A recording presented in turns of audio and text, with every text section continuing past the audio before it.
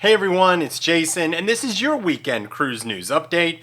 And the Loyal to Royal crew steps up again, and the cruise line heard you and made some adjustments. So, cruise story number one, Royal Caribbean announced some exciting news that the Star of the Seas, the new Icon of the Seas sister ship, will be homeported in Port Canaveral. Now, Michael Bailey, the CEO and president of Royal Caribbean, said they saw an opportunity to pull from the Orlando attractions. And this is absolutely the case. We see people coming all the time to Orlando, and they're going on a cruise for a week, and then they come back and do a week in the attractions. So with these ships that are very family oriented, I think they're going to pull a lot of business from the other cruise lines. So it'll be interesting to see how that plays out. Now, the first sailings will go on sale this week, December 6th. And are you going to be on one of those first sailings? Let me know in the comments. So, cruise story number two, Princess Cruises announced that they're replacing the old Medallion class app with a new app. And this will be called the Princess app, which I think is fitting. And they said that this new app will be more user-friendly and you'll have more interfaces and things that you'll be able to do in the app. Now, one thing that's interesting is this coincides with the full rollout of Starlink. This will be coming out middle to end of December. So if you guys are on one of those cruises, let us know what you think of the new app. So cruise story number three, Carnival Cruise Lines is testing a new digital debarkation system, and it'll be mostly through their app. Now, I thought this was interesting. John Heald, the brand ambassador, said their aim was just to make debarkation easier. And I applaud them for this. I think that is amazing. Good for you guys. I hate debarkation anyway because I hate getting off the ship because my vacation is over. So I like it to be as simple as possible. So kudos to you. Looking forward to maybe this rolling out to all cruise brands. Now, they are testing it on 5 ships right now, and it'll roll out to the rest of the fleet soon. So cruise story number 4, Carnival Cruise Lines announced that they are doing a price increase on all 3 of their Wi-Fi packages, Social Value Premium, anywhere from 13.5% to 20%. And I saw on the premium package, if you wait to book it on board, it'll be $25 a day. It's $175 for the premium Wi-Fi package for a week. That's painful. Now, you had to think this was coming with the new Starlink that they had, and also the rollout of the 5G that's going to start with the Carnival Jubilee.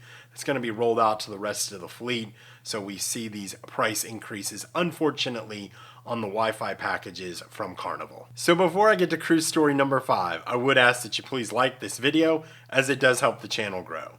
Also consider subscribing, as I do daily cruise news shorts, and these are always under 30 seconds, and they help you stay informed on what's going on in the cruise industry. Thanks so much.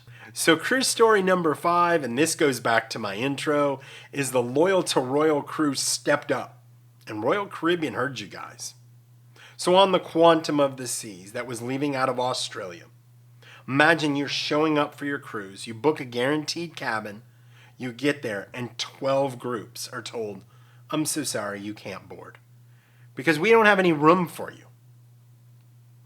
And you're handed this letter right here. And it says, here's your options.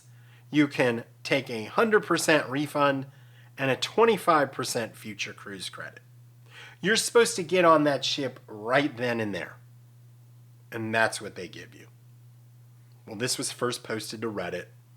And this was a couple, they were going on their honeymoon. I felt so bad for them. She's a teacher, won't be able to take another cruise until next year. And they get this letter. They said they were heartbroken. They're crushed. And Royal Caribbean gave them 25% future cruise credit. And the Loyal to Royal crew went nuts. I've seen multiple posts from people that are like, if you do this, I'm not going back. I was shocked. And what's interesting is I did a short on it, and I asked simply, if Royal Caribbean did this to you, would you ever go back to them? I had 78 comments in a day, and it was a resounding no. Royal Caribbean heard you guys. And I know I put passengers win And I do believe this is a win because they came back and they gave 100% refund, 100% future cruise credit.